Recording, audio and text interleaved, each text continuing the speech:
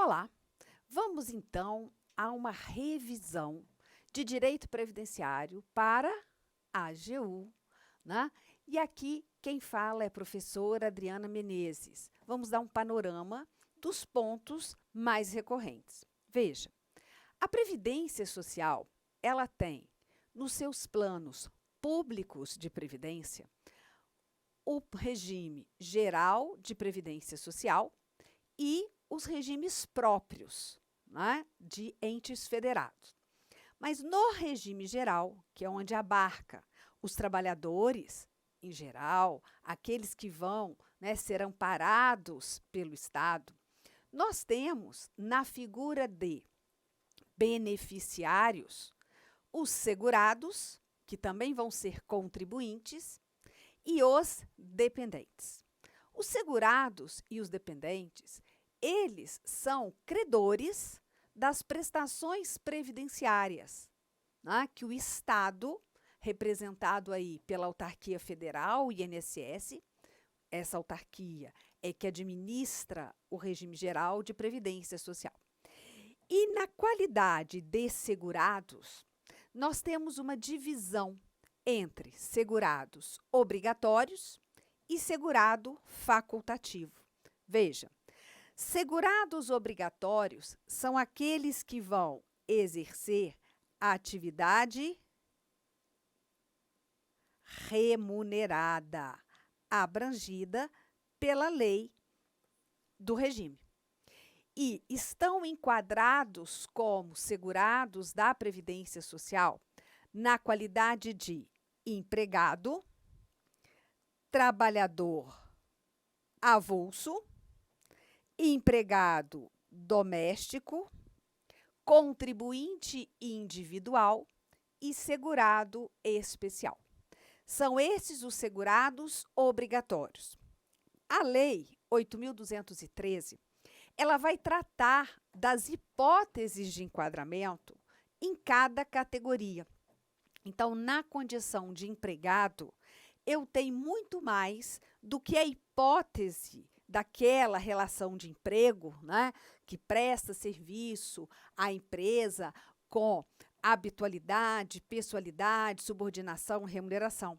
Eu tenho, por exemplo, o exercente de mandato eletivo federal, estadual, municipal, que não esteja vinculado a regime próprio de previdência social. Vai ser segurado obrigatório? Sim, na condição de empregado. Temos também, só para lembrar, o servidor que ocupa exclusivamente cargo em comissão. Então, ele é, na verdade, do regime geral, como segurado obrigatório, e na categoria de empregado. Temos o empregado doméstico. O empregado doméstico tem algumas características bem definidas. Olha, ele vai prestar serviço à pessoa física ou unidade familiar sem fins lucrativos. No âmbito da residência dessas pessoas, por mais de 2 dias por semana. Então, aqui, olha, além de ser uma prestação de serviço contínua, subordinada, onerosa e pessoal, né, vai ser em atividade sem fins lucrativos, por mais de 2 dias por semana. Até 2 dias por semana, vai enquadrar em outra categoria de segurados obrigatórios, que é a categoria de contribuinte individual. Por mais de 2 dias por semana, nessas condições, empregado doméstico. Temos o trabalhador avulso, que jamais pode ser confundido com o autônomo, o profissional liberal. O trabalhador avulso tem regramento próprio, né? Ele pode ser portuário ou não portuário. E ele vai prestar serviço à empresa urbana ou rural sem vínculo empregatício, mas sempre com a intermediação obrigatória, tá? Entre ele e a empresa, pelo sindicato, quando se tratar de não portuário, ou pelo órgão gestor de mão de obra, quando se tratar de trabalhador avulso portuário. Essa intermediação obrigatória não obriga que o trabalhador avulso seja sindicalizado. Então, ele não precisa ser sindicalizado, mas há a obrigatoriedade da intermediação entre a empresa e o trabalhador, né, feito pelo sindicato ou pelo órgão gestor de mão de obra. São serviços específicos, tá? São serviços específicos como estiva, capatazia, extração de sal, cacau. Então, tem ali a lista no decreto, no regulamento da Previdência, destacando taxativamente quais são os serviços. No que diz respeito ao contribuinte individual, também temos várias hipóteses de contribuinte individual, mas eu vou chamar atenção. Ministro de confissão religiosa, membro de instituto de vida consagrada, de congregação ou de ordem religiosa, é contribuinte individual, segurado obrigatório, tá? Esse é um dos exemplos. Brasileiro civil, que trabalha no exterior, prestando serviço a um organismo internacional do qual o Brasil é membro efetivo.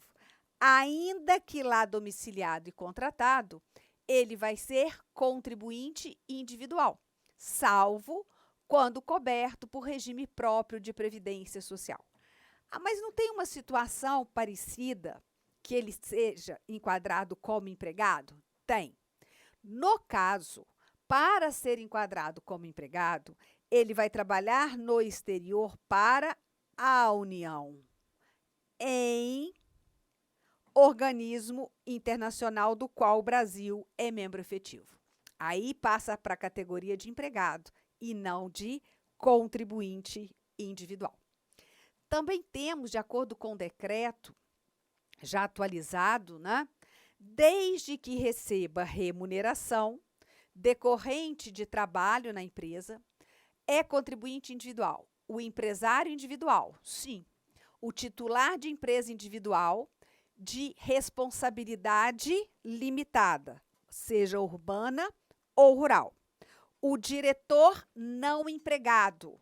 Por quê? Porque se ele for empregado, ele está em outra categoria. Membro de conselho de administração de sociedade anônima. Sócio de sociedade em nome coletivo. E aí, veja, o sócio solidário, o sócio gerente, o sócio cotista e o administrador. No caso do administrador, né, quanto não for empregado em sociedade limitada. Porque se ele for empregado, ele fica empregado. Então, o sócio cotista, professora, ele é segurado obrigatório da Previdência Social? Não. Só se ele, nessa condição, receber remuneração decorrente do seu trabalho na empresa. Bem, contribuinte individual.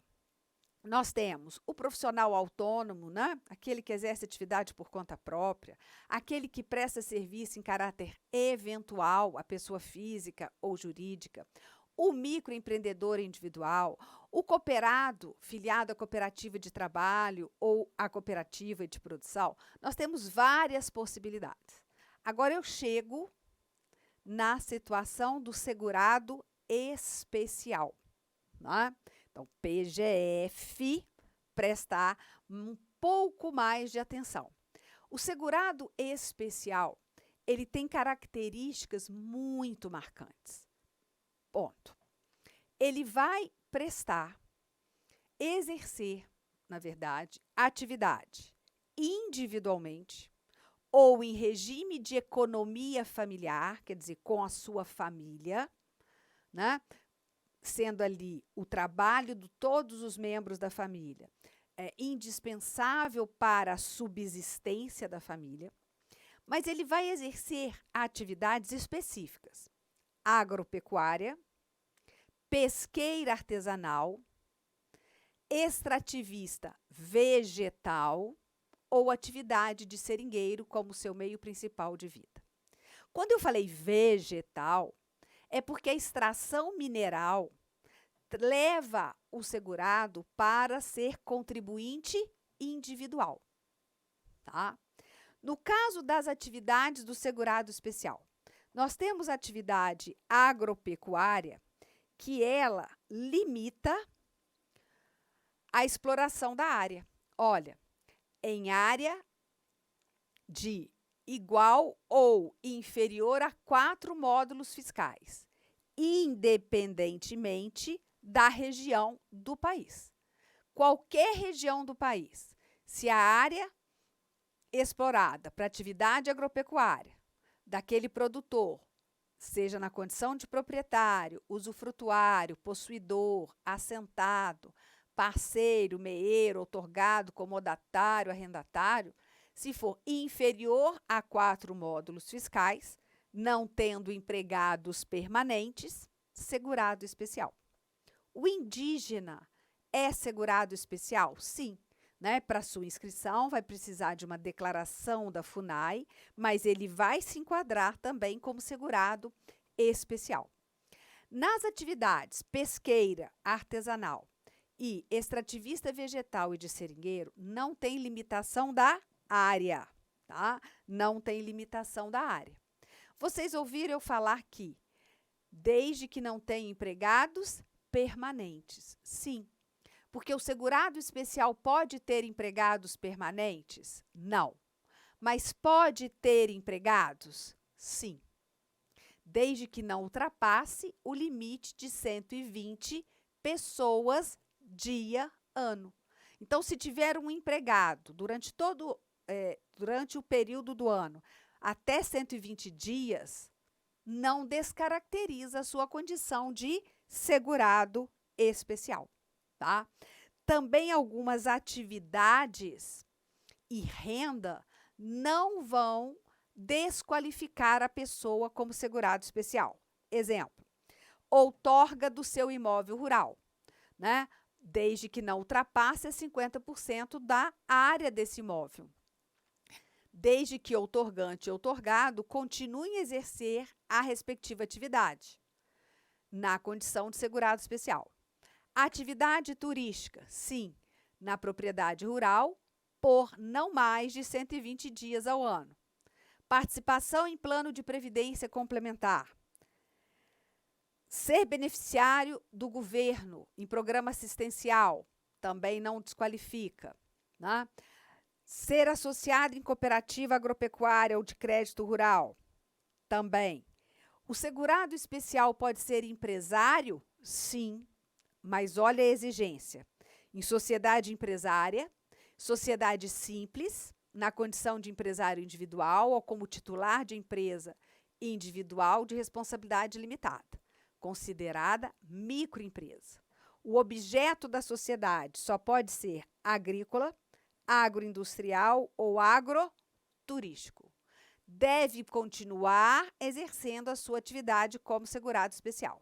E essa empresa, a pessoa jurídica, ela só pode ser composta por segurados especiais e situar-se, sediar-se no município em que ele desenvolva ou em município limítrofe, aquele em que ao menos um deles desenvolva suas atividades. Então, veja que essas atividades não desqualificam o segurado especial, bem como se ele receber pensão por morte, auxílio reclusão, auxílio acidente, que não ultrapasse o menor valor do benefício da Previdência Social, então, desde que não ultrapasse, né, um salário mínimo, também não descaracteriza. Tá certo? Bem, esses são os segurados obrigatórios. Mas a Previdência, dentro do regime geral, possibilita que pessoa que não é segurada do regime geral, na qualidade de obrigatória, nem participa de regime próprio, se filie voluntariamente ao regime geral. É o segurado facultativo, tá? É o segurado facultativo. Mas olha aqui, artigo 201, parágrafo 5º da Constituição. É vedada a filiação ao regime geral de previdência social na qualidade de segurado facultativo, de pessoa o quê? Participante de regime próprio de previdência social. Então, eu, enquanto Procuradora Federal da Advocacia da União, não posso me filiar ao regime geral na condição de segurada facultativa. Por quê? Porque eu já participo de um regime próprio, que é o da União.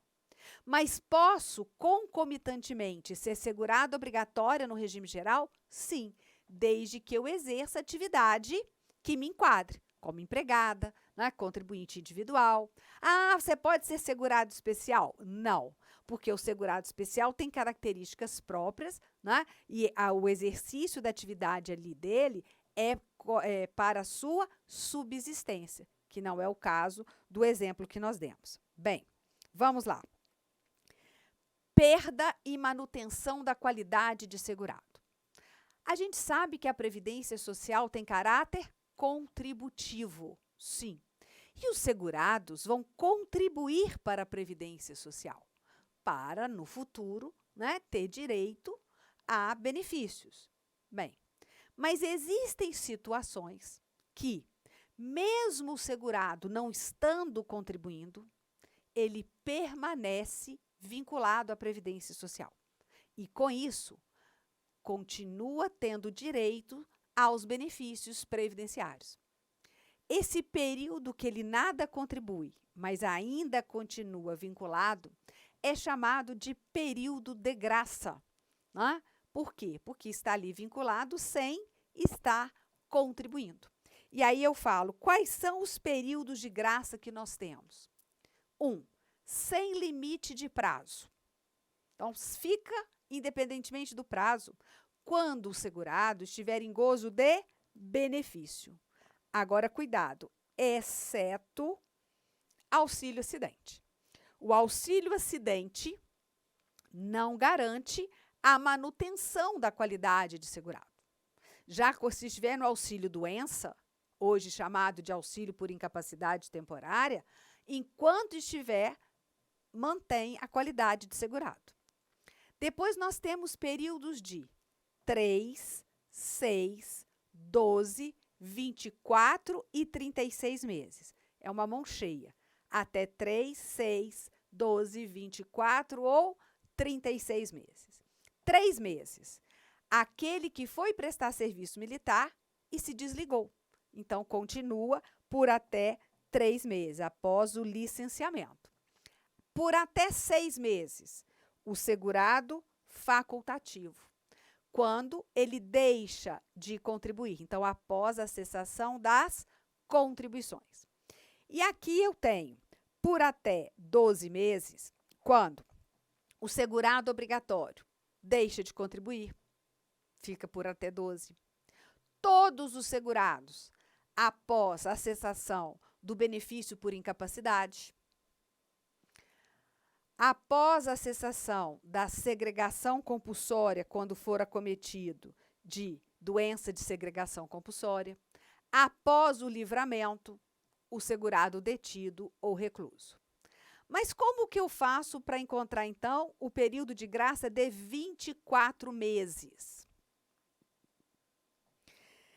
Após a cessação das contribuições dos segurados obrigatórios ou após a cessação do benefício por incapacidade, ou seja, auxílio-doença e aposentadoria por invalidez, né?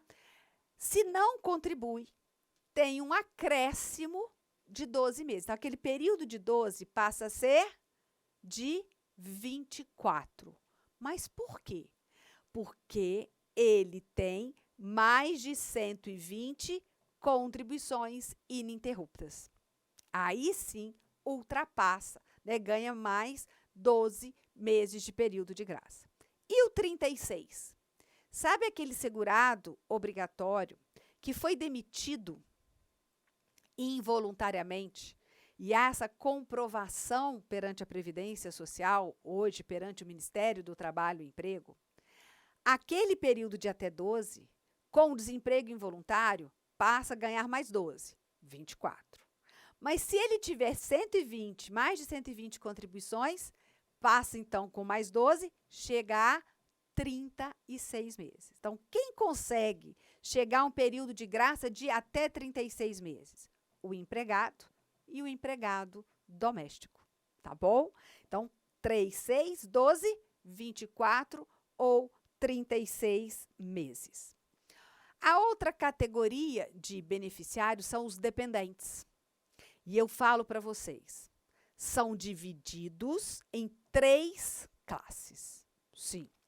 Na primeira classe, que é chamada classe preferencial, tá? É a primeira classe ou classe preferencial, estão cônjuge, companheiro, companheira, inclusive de união afetiva, filho não emancipado de qualquer condição, menor de 21 anos ou inválido, ou que tenha deficiência intelectual ou mental ou deficiência grave. Essa primeira classe aqui, ela não precisa comprovar dependência econômica. A dependência, ela é presumida. A dependência econômica em relação ao segurado, ela é presumida. E havendo dependentes na primeira classe, as outras classes, os outros dependentes das demais classes, não terão direito a benefício. Então, a existência elimina o direito dos demais. Segunda classe, os pais. Então, jamais eu vou ter uma pensão por morte concedida entre a esposa e a sogra. Não tem, porque a esposa é primeira classe e a sogra é de segunda. A existência da classe superior exclui a classe seguinte. Na terceira classe, eu tenho o irmão, não emancipado de qualquer condição, menor de 21 anos ou inválido, ou que tenha deficiência intelectual ou mental ou deficiência grave. As duas classes, segunda e terceira, devem, os dependentes, comprovar a dependência econômica na data do fato gerador do benefício. Sim. E com início de prova material. Prova exclusivamente testemunhal, não. Com início de prova material, produzido num período de até ou não superior a 24 meses, anterior à data do fato gerador, ou da prisão ou da morte do segurado, tá? Chama a atenção de 2 temas julgados pelo Supremo em relação ao concubinato. Concubina tem ou não tem direito a benefício previdenciário? Vai estar na qualidade de dependente? Não. Tema 529, a preexistência de casamento ou de união estável de um dos conviventes. Ressalvada a exceção do artigo 1723, parágrafo 1º do Código Civil, impede o reconhecimento de novo vínculo referente ao mesmo período, inclusive para fins previdenciários, em virtude da consagração do dever de fidelidade e da monogamia pelo ordenamento jurídico constitucional brasileiro. Então, no mesmo período, havendo um casamento e uma união estável, ou uma união estável e outra, isso não é possível, concubinato, né? Então, só um ali terá direito, será caracterizado como companheiro.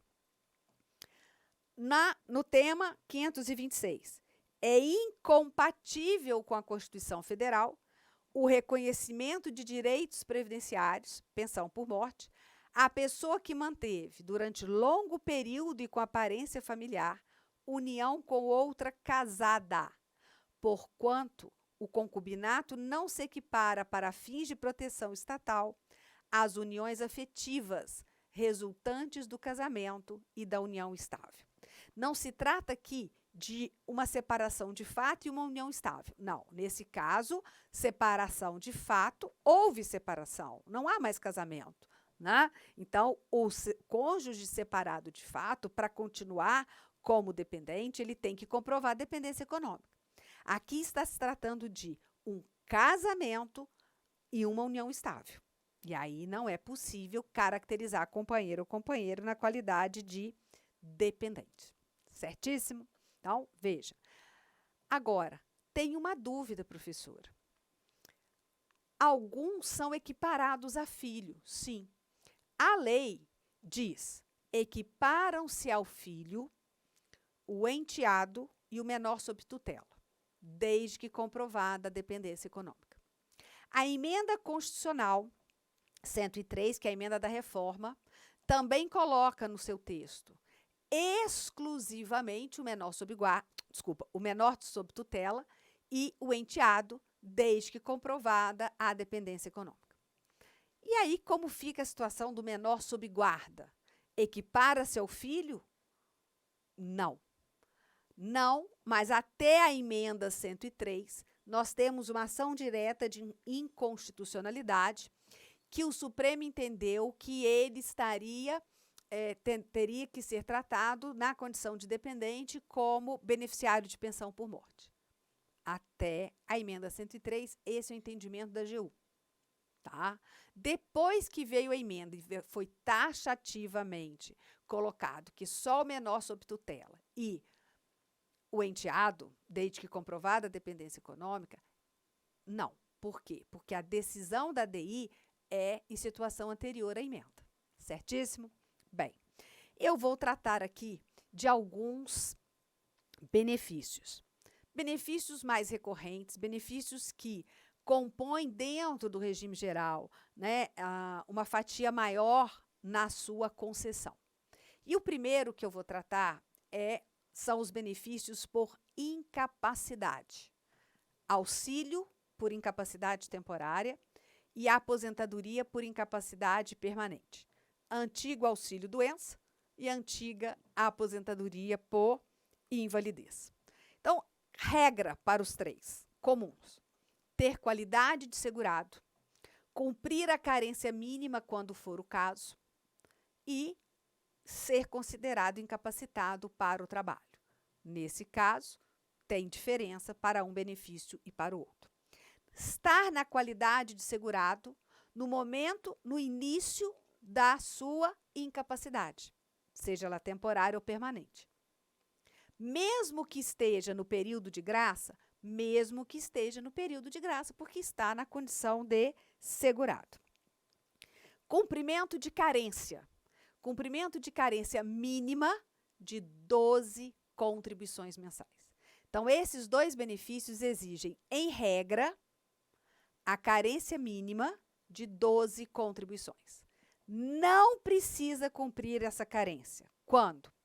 Quando a incapacidade decorrer de acidente de qualquer natureza, doença profissional ou doença do trabalho. Então, qualquer acidente, mesmo acidente do trabalho, sim, mas também outros acidentes, sim.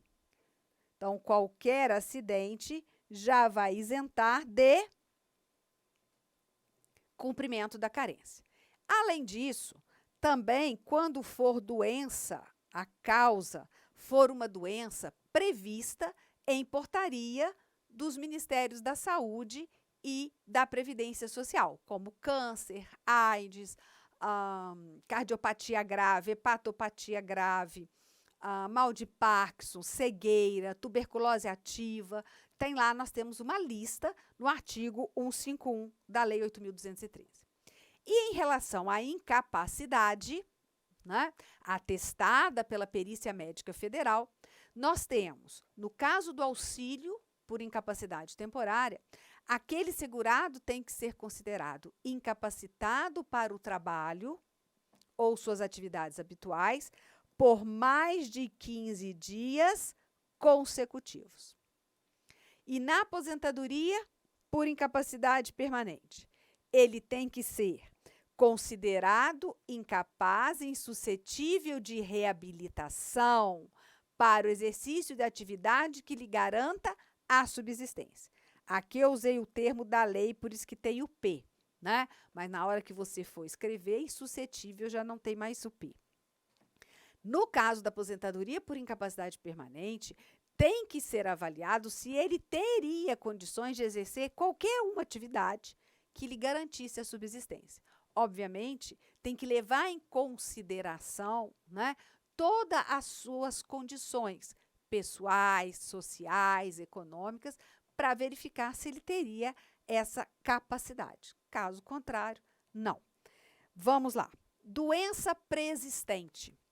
É possível que um segurado que já era portador da doença antes de ingressar no regime geral e tendo ela como causa da sua incapacidade, receber auxílio ou aposentadoria por incapacidade?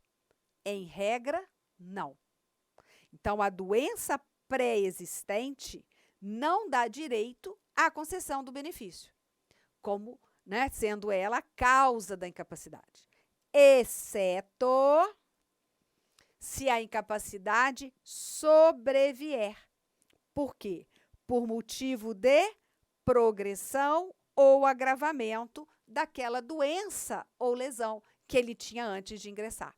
Então, se ele já tinha uma cardiopatia grave, mas até ingressar no regime geral, não havia incapacidade, e a incapacidade ela surge, ela sobrevém com a progressão da doença, né? Aí sim pode ter direito ao benefício. Nós temos duas modalidades, tanto do auxílio quanto da aposentadoria por incapacidade. Acidentário, quando a incapacidade decorrer de acidente do trabalho. E não acidentário, quando decorrer de qualquer evento que não seja acidente do trabalho, incluindo aí as doenças profissionais e do trabalho. E por que eu falo da modalidade, né? Porque eu vou precisar quando falar da renda mensal da aposentadoria por incapacidade. Vamos agora falar sobre algumas regras específicas. Auxílio por incapacidade temporária não é concedido quando o segurado estiver preso em regime fechado. E caso ele esteja recebendo o benefício e seja preso, ele também tem o benefício suspenso por até 60 dias. Se ele for solto nos primeiros 60 dias, o benefício poderá ser restabelecido. Se ele continuar preso após 60 dias, o benefício que já estava suspenso, então é cessado. Qual é a renda mensal inicial do benefício de auxílio por incapacidade temporária? 91% do salário de benefício, acidentário ou não. Não importa a causa da incapacidade. O valor do auxílio por incapacidade temporária é o mesmo, 91% da média dos salários de contribuição correspondente a 100% do período contributivo. Certo? Tá. Já na aposentadoria por incapacidade permanente, eu tenho uma divisão depois da reforma de 2019. Se essa aposentadoria por incapacidade veio em decorrência de um acidente do trabalho, incluindo aí doença profissional e doença do trabalho, independentemente do tempo de contribuição, a renda mensal será de 100% do salário de benefício. Caso seja não acidentária, ou seja, não decorrente de acidente do trabalho, a renda mensal inicial, ela se calcula com 60% do salário de benefício, da média do salário de contribuição, acrescido de 2% para cada ano que exceder 20 anos de contribuição para homem e 15 anos de contribuição para as mulheres. Tá? 20 anos de contribuição para os homens, que exceder 15 anos de contribuição para as mulheres. Preste atenção aqui. O segurado aposentado por incapacidade permanente, aposentado por invalidez, que comprovar a necessidade da assistência permanente de outra pessoa, tem direito ao chamado auxílio acompanhante. São os casos da grande invalidez. Um acréscimo de 25% no valor da sua aposentadoria. E esse valor, junto com a aposentadoria, pode, inclusive, superar o teto máximo estabelecido para os benefícios da Previdência Social. Esse auxílio acompanhante, esse acréscimo de 25%, ele pode ser concedido já no momento da aposentadoria ou não. Depende da necessidade da assistência permanente de outra pessoa. Mas o auxílio acompanhante não é estendido, não é direito para todos os aposentados, só por aposentado por incapacidade permanente. Veja aí o tema 1095 do Supremo. No âmbito do regime geral de previdência social, somente lei pode criar ou ampliar benefícios e vantagens previdenciárias, não havendo, por hora, previsão de extensão do auxílio da grande invalidez a todas as espécies de aposentadoria, tá? Então, a todas as espécies de aposentadoria, somente na por incapacidade permanente. Bem, então, ficamos por aqui em relação aos benefícios por incapacidade. Só te chamando a atenção de mais um tema do Supremo. Olha, 1125. É constitucional o cômputo para fins de carência do período no qual o segurado esteve em gozo de auxílio-doença, desde que intercalado com atividade laborativa. Mesmo naquele período, ele não vai estar contribuindo, mas se for intercalado entre períodos de atividade, entre períodos de contribuição, né? Porque o segurado facultativo não exerce atividade, mas vai poder computar como carência esse período. Então, tema 1125 do Supremo Tribunal Federal. Certíssimo? Vamos à aposentadoria programada. A aposentadoria programada, ela veio com a emenda 103, com a reforma em 2019. Antes, tínhamos separadamente a aposentadoria por tempo de contribuição e a aposentadoria por idade, ou por tempo ou por idade.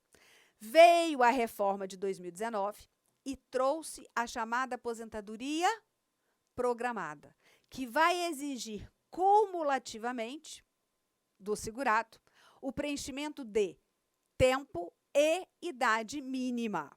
Veja, no caso dos homens, a idade mínima, 65 anos e 20 anos de contribuição.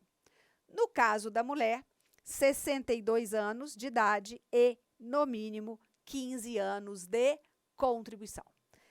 Carência mínima de 180 contribuições mensais. Então, você vê que aí uma acumulação, né? Uma acumulação de requisitos, tempo e idade. No caso do professor, e aí mais uma chamadinha, do professor que se dedica exclusivamente à atividade de magistério na educação infantil, no ensino fundamental e no ensino médio. Nesse caso, vai diminuir a idade em 5 anos. Então, 60 anos para o professor, 57 para a professora. Mas o tempo de contribuição para os dois vai ser de 25 anos de magistério, né? Desde que seja na educação infantil, no ensino fundamental e médio. Professor que dá aula em curso superior, qual é a regra? Comum. 65, homem de idade, 62, idade mulher, 20 anos de contribuição para o homem, 15 anos de contribuição para a mulher. Igual para todo mundo. Aqui na diminuição da idade, em 5 anos, é para o professor até o ensino médio. Mas sendo que o tempo de magistério ali é de 25 anos. A renda mensal inicial dessa aposentadoria também se faz com aquele cálculo, 60% do salário de benefício, mais 2% para cada ano de contribuição, que exceder o tempo de 20 anos de contribuição se homem, e 15 anos de contribuição simulê. Então, a programada e a programada do professor se faz da mesma maneira. Pensão por morte, queridinha de banca, né? Pensão por morte, ele é um benefício devido aos dependentes do segurado que falecer, mesmo não sendo aposentado. Então, o óbito ou mesmo a morte presumida declarada judicialmente são fatos que geram direito ao dependente do segurado de receber o benefício, tá? Não há carência. Pensão por morte não exige carência mínima de contribuição. Isso é válido para todos os dependentes. Ah, mas e o cônjuge? Tem que ter um tempo certo de casamento? Não.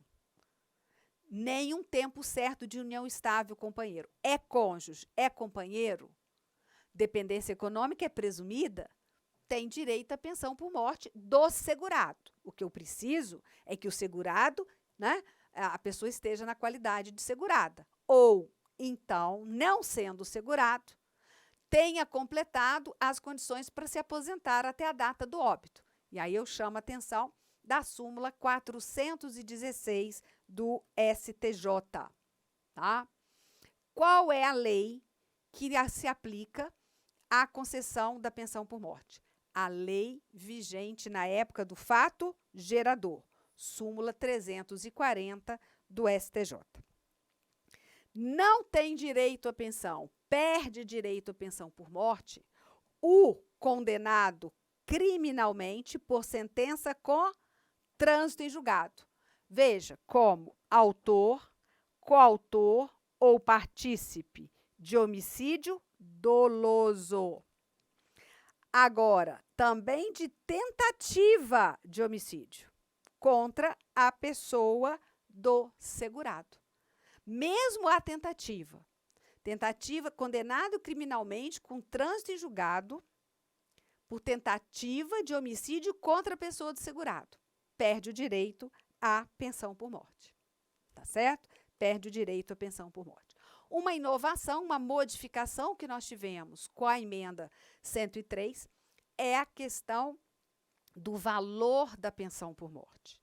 Bem, a pensão por morte passa a ser, então, equivalente a 50% mais 10% por dependente, chegando ao máximo de 100%, sobre o quê? O valor da aposentadoria que vinha recebendo o segurado, ou então, se não aposentado, da aposentadoria por incapacidade permanente, a que ele teria direito na data do óbito. Então, 50 mais 10. Veja, um dependente, 60%. De quê? Do valor da aposentadoria ou da aposentadoria por incapacidade permanente, a que ele teria direito na data do óbito se ele não fosse aposentado. Veja, 2 dependentes, 70%, 3, 80%. 5 para no 5 ou mais, 100%. E esse valor do benefício é dividido em partes iguais entre os dependentes. Se por acaso um dependente perde a qualidade, sai dessa condição, a cota parte dele não mais se reverte para o todo, para os demais. Outra modificação que nós tivemos. Agora, veja, vimos que é 50% mais 10%. Só que, se houver entre os habilitados, entre os dependentes habilitados, um inválido ou com deficiência intelectual, mental ou grave, independente do número de dependentes habilitados ali, se tiver um só, já leva a pensão para 100%. Não vai ser 50 mais 10, vai ser 100% do valor da aposentadoria ou da aposentadoria por incapacidade a que teria direito o segurado na data do óbito. E vai ser dividido em partes iguais para todos. O inválido, o deficiente não vai, a pessoa com deficiência não vai receber mais. Por quê? Esse valor de 100% vai ser dividido em partes iguais. chamar atenção em relação à pensão por morte. Pode, o pensionista tem legitimidade para revisar, para pedir revisão da aposentadoria do decujus, do segurado que faleceu, né? Que veio originar a sua pensão. Veja aqui o tema 1057 do STJ. O disposto no artigo 112 da Lei 8.213 é aplicável aos âmbitos judicial e administrativo. O que é isso? Os pensionistas detêm legitimidade ativa para pleitear por direito próprio a revisão do benefício derivado, seu benefício, pensão por morte, caso não alcançada pela decadência, fazendo jus a diferenças pecuniárias pretéritas não prescritas decorrentes da pensão recalculada. Tudo bem, você está recebendo a pensão, pode ter legitimidade. Agora, mais importante ainda, e é o que pode pegar. Caso não decaído o direito de revisar a renda mensal do benefício originário do segurado instituidor, os pensionistas poderão postular a revisão da aposentadoria, a fim de auferirem eventuais parcelas não prescritas, resultantes da readequação do benefício original, bem como os reflexos na graduação econômica da pensão por morte. Então, a pessoa morreu, né? A sua aposentadoria poderia ser revista, porque ainda não decaiu, ele não pediu. Pode o pensionista pedir? Pode, inclusive para receber as parcelas não prescritas e também, né, aquela modificação na graduação da pensão por morte. A falta de dependentes legais habilitados à pensão por morte, os sucessores, herdeiros do segurado instituidor, definidos na lei civil, são partes legítimas para pleitear por ação e em nome próprios a revisão do benefício original, salvo se decaído o direito ao instituidor, e, por conseguinte, de haverem eventuais diferenças pecuniárias não prescritas oriundas do recálculo da aposentadoria do decurso. Porque se tem pensionista, vale o artigo 112. Quem tem direito de pleitear é o pensionista, não tendo o sucessor.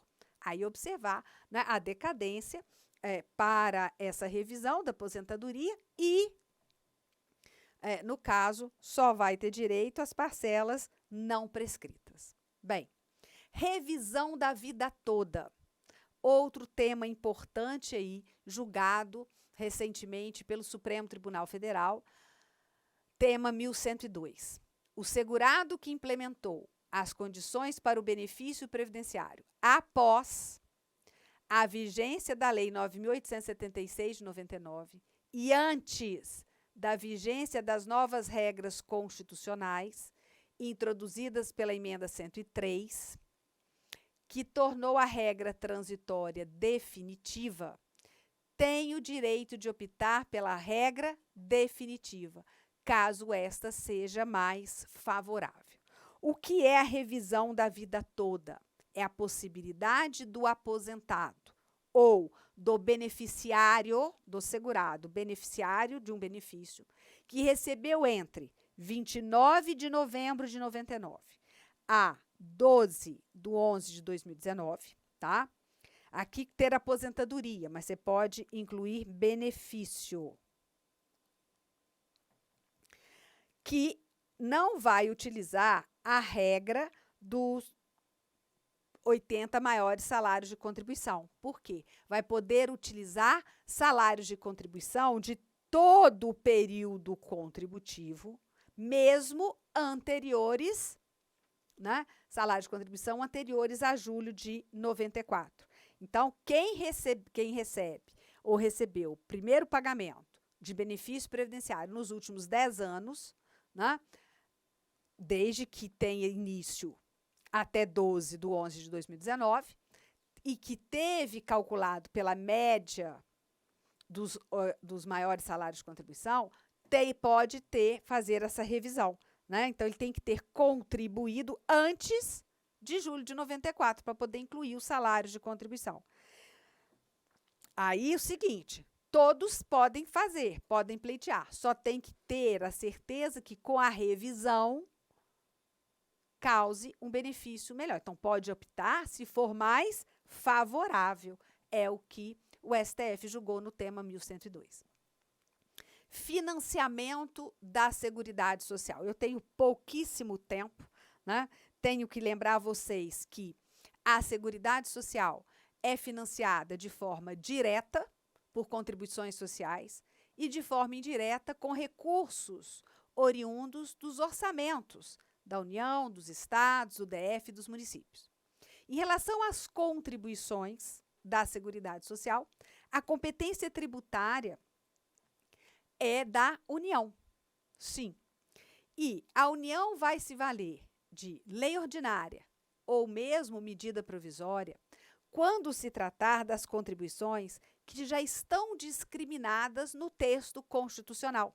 Contribuições do empregador, da empresa, sobre folha de salários e demais rendimentos, sobre receita ou faturamento, sobre o lucro. Contribuição do trabalhador e dos demais segurados da Previdência, olha, podendo adotar alíquotas progressivas de acordo com o valor do salário de contribuição. Contribuição sobre a receita de concurso de prognósticos e do importador de bens ou serviços do exterior.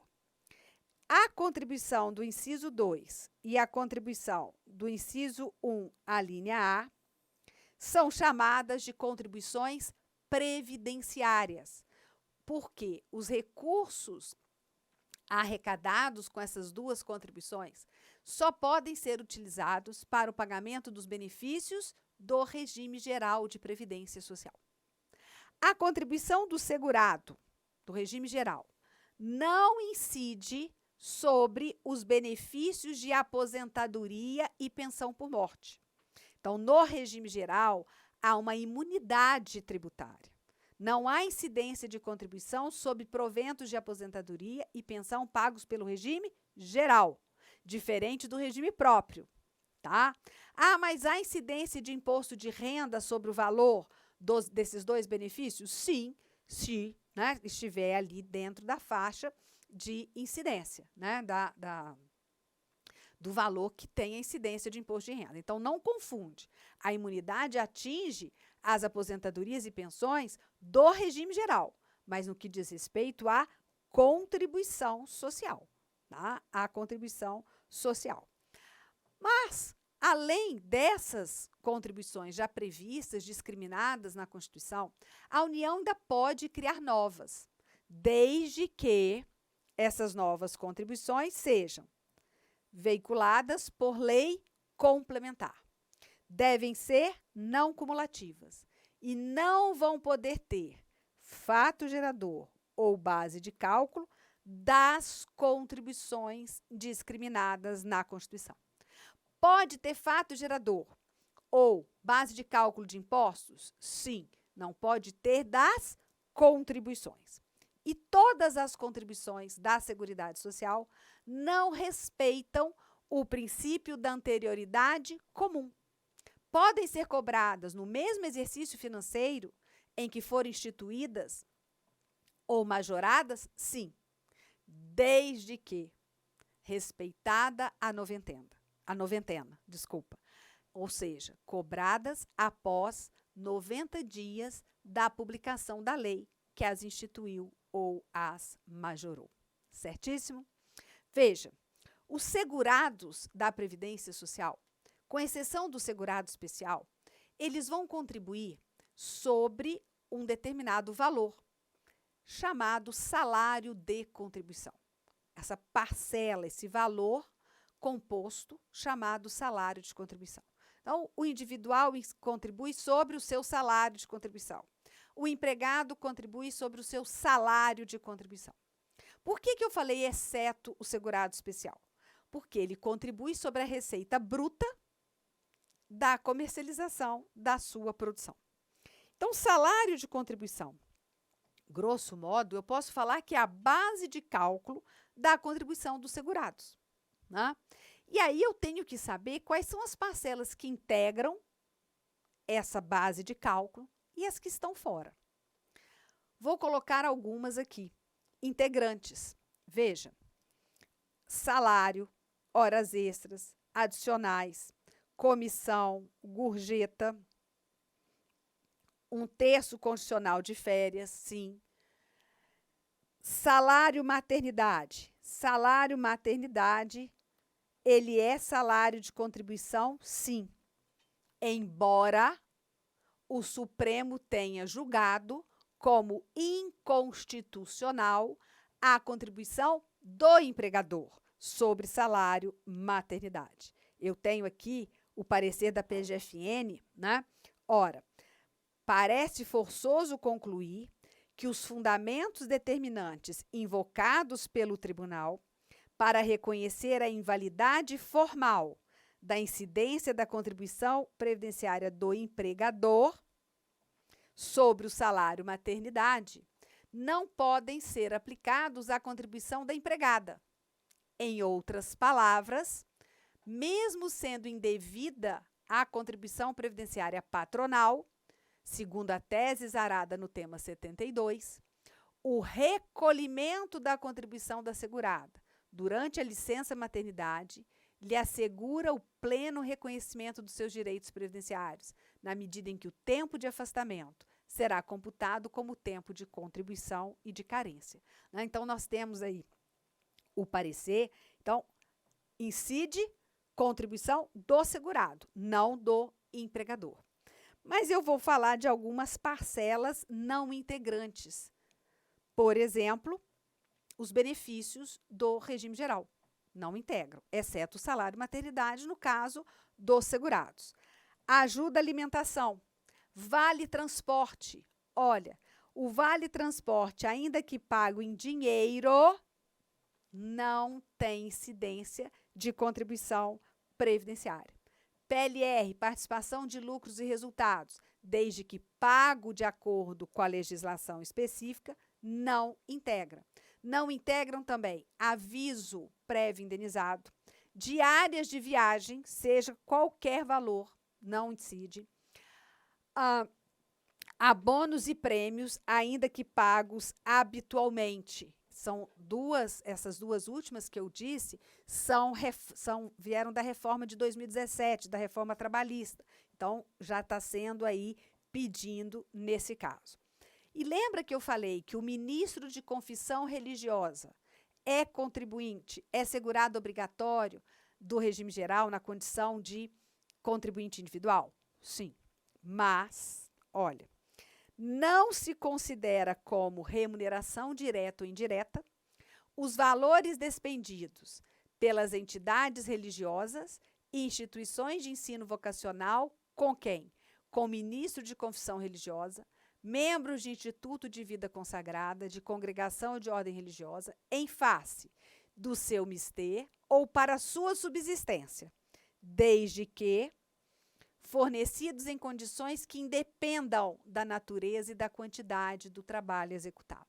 Então, quando independe da natureza e do trabalho aquele valor que ele recebe da instituição religiosa para sua subsistência, não é considerado remuneração e, portanto, não tem incidência de contribuição previdenciária, certo? Para finalizar, chamar a atenção sua do artigo 40, principalmente da Constituição Federal, que trata das regras do regime próprio de previdência social.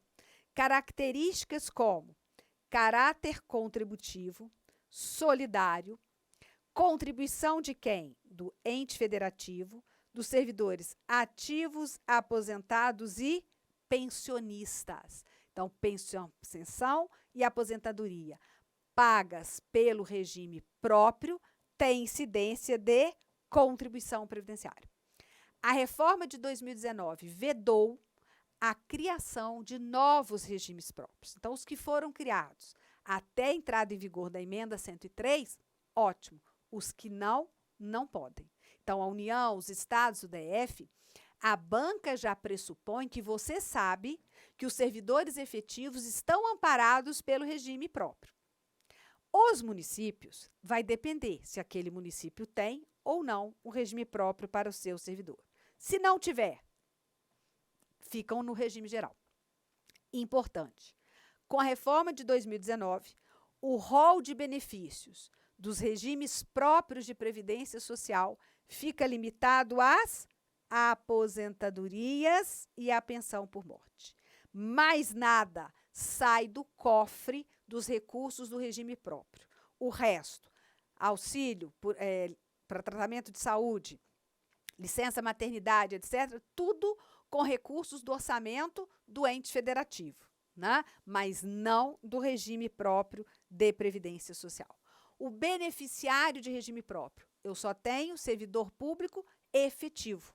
Então, lá, eu posso falar que servidor que ocupa exclusivamente cargo em comissão, servidores contratados temporariamente, servidores cujo ente não criou o regime próprio, os seletistas, estão todos no regime geral de previdência social. Funcionário público, empregado público, melhor dizendo, né? De sociedade de economia mista, ou mesmo de empresa pública, seletista, regime geral de previdência social, certo? Então, essas são algumas regrinhas que a gente tem que chamar a sua atenção. Bem, em relação às aposentadorias do regime próprio, nós vamos ter a aposentadoria por incapacidade permanente, ela já troca o nome, né? E aí cabe a cada ente federativo a forma de cálculo das suas aposentadorias, não tem mais isso na Constituição, mas na Constituição fala, será aposentado por incapacidade permanente quando insuscetível de readaptação. Isso é termo novo. Aposentadoria compulsória para todos que estão no regime próprio, com 75 anos, porque nós temos a Lei Complementar Federal. Pode um ente federativo alterar a idade para aposentadoria compulsória? Não, só Lei Complementar Federal. Tá? E a aposentadoria será com proventos proporcionais ao tempo de contribuição. Forma de cálculo, cabe a cada ente federativo fixar. Temos a aposentadoria voluntária, que no âmbito da União será concedida ao servidor aos 65 anos, homem, 62 anos, mulher. No mínimo, 25 anos de contribuição para ambos, 10 anos de serviço efetivo no serviço público e 5 no cargo em que se der a aposentadoria. No caso dos estados e municípios, eles precisam fazer a sua reforma, como muitos já fizeram. Tá? No âmbito da União é que nós temos essa regra. Além das chamadas aposentadorias especiais, que podem ser com tempo de contribuição e idade diferenciados, no caso de servidor com deficiência, no caso de servidor exposto a agentes prejudiciais à saúde, agentes químicos, físicos e biológicos, e também no caso dos policiais civis, agentes penitenciários, agentes socioeconômicos e da polícia penal, né? Da polícia penal ali, também pode haver a polícia da Câmara, a polícia do Senado, ter aí a diferenciação, certo? Então, nós temos essas possibilidades. Quanto à pensão por morte, cabe a cada ente federativo também trazer a sua forma de concessão, a sua forma de cálculo. Bom, pode haver a concessão de mais de uma aposentadoria pelo regime próprio? Em regra, não. Em regra, não. A não ser que haja acúmulo de cargos autorizados pela Constituição Federal.